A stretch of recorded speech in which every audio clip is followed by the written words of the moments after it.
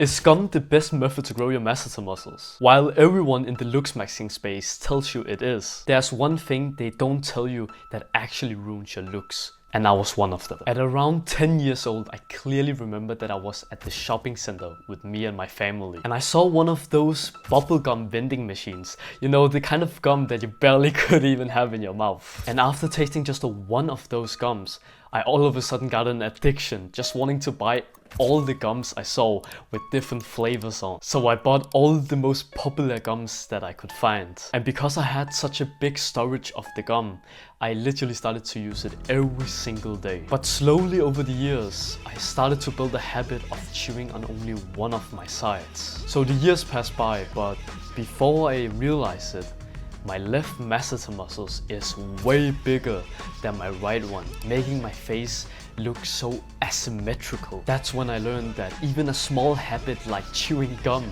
can change your whole entire harmony of your face. This actually makes sense if we look into the human analogy of the face. The face has over 40 different muscles, and one of the most important ones for your facial harmony is actually the masseter muscles. So let me give you an analogy for this. Imagine you are at the gym and you're doing a bicep curl set to failure, but your left arm already reaches failure at 10 reps, 3 reps earlier than your right one. Instead of stopping at 10 reps, you keep going with your right arm because we need to hit failure, right? The same logic literally applies to the facial muscles. If you unconsciously chew more on one of your sides without even realizing it, over enough time it will be like at the gym, you go to failure on that side mainly, and that's when you get underdeveloped sides. That's when I discovered something that changed everything. I didn't need to chew more gum or anything like that to fix this problem. I simply just needed to be aware of which side I was chewing on. When I then became conscious of which side I used the most, I then researched about how attractive people are actually chewing, and I realized that there's 3 things that are doing differently than the normal person. So the first step is to obviously grow your weaker side just as strong as your stronger side, or else we can't really go further from there. And the way that we will develop our weaker side just as much as our stronger side is that we are going to use the 80-20 rule. What the 80-20% rule means in this case is that whenever you're chewing, I want you to think about 2 things. First of all, you need to be aware what side are you actually keeping the food in. And most of the time, you probably realize, oh shit, it's on my strongest side. So we just needed to get it over to the weaker side and chew more on that one.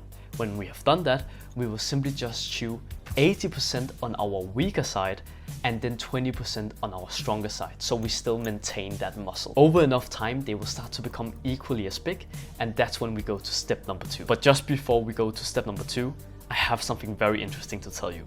Currently, I do 3 1-hour calls with everyone who wants to. The only thing you have to do is click the top link of the description, answer a few simple questions, and then we're good to go. So if you're interested in having my personal guidance, then go and click the top link of the description. So let's go back. Now let's go to step number 2, which is to chew mew. Chew mewing is actually pretty simple. If we split the word up in 2, it's chewing combined with mewing. Very simple, right?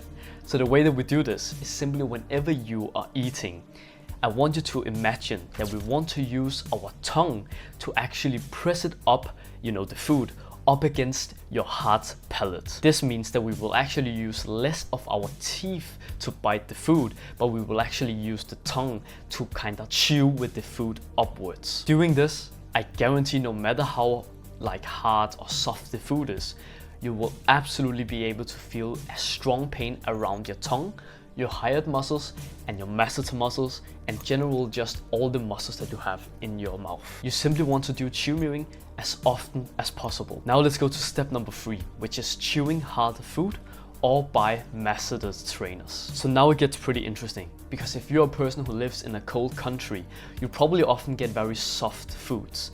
And if you're from India as well, you probably also get a lot of rice and chicken, which can be fine, but it's still really soft food.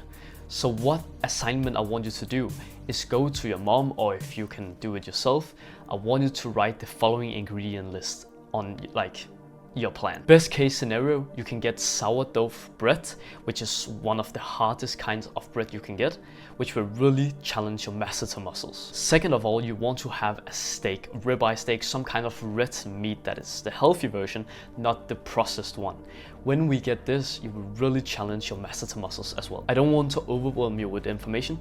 Those two food sources is the best ones that you can get, so strive for those ones. If you, however, don't have the budget to get these kind of food sources, because they can be kind of expensive, that's when I want you to invest into something called a masseter trainers. If you go onto the website called jawline.com, you can see that there is some pads that have resistance on them. I simply want you to buy that bundle where you can get the beginner, intermediate, and expert level, and then just build your way up until your jaw is the same width as your neck, because that's the golden ratio for having the most attractive jaw muscles as possible. And by the way, I'm not fucking sponsored, so it's actually just because it's a good product. After doing these exercises, I have slowly been improving my masseter muscles, making myself less asymmetrical. I've gotten a wider face, which makes me look more masculine instead of feminine. And overall, it has just improved my confidence a lot, since I feel way better about myself. But it's not just the masseter muscles that will make you more attractive. There are countless of other facial muscles that you can train to improve specific parts of your face. I, for example, improve my eye area, I improve my asymmetrical face, I improve the skin hanging off under my jaw, I improve my forward growth, I improve my posture, and so many more things, simply just by training my face and doing other habits as well. But don't just take it from me. You can see my students has done the exact same thing, and they are seeing results month after month. That's why if you want my personal guidance to lay out a perfect plan for you to follow step by step with hours of guides, then you can go have a look at the second link in the description.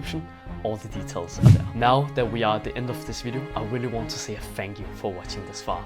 It truly means the world to me that you want to listen to me. And that's why if you'd like to listen to my advice, I really want to tell you about my goal of reaching 10k subscribers by the end of summer. Because I really want to help more guys like you who wants to improve their health and their looks the natural way, instead of doing the hard maxing stupid shit. Go watch this video next if you want to keep on learning. Thanks for watching and have an absolutely wonderful day, bro. Mwah!